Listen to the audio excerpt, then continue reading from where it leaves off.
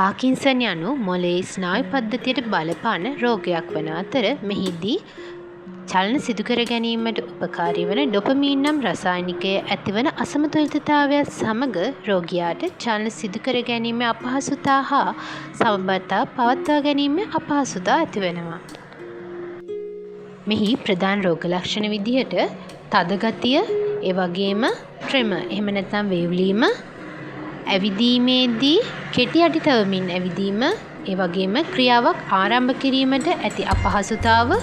ඒ වගේම මුහුණේ ඉරියව් අඩුවීම, එහෙම නැත්නම් මාස්ක් ෆේස්, ඒ වගේම ඉස්සරහට නැමී ස්ටූප් පොස්චර්, මේ වගේ රෝග ලක්ෂණ පාකින්සන් රෝගියෙකුගේ අපිට දැක ගන්න පුළුවන්.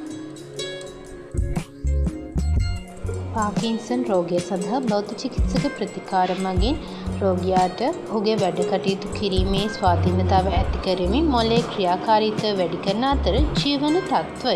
උසස් කිරීමට භෞතික චිකිත්සක ප්‍රතිකාර වැදගත් වෙනවා.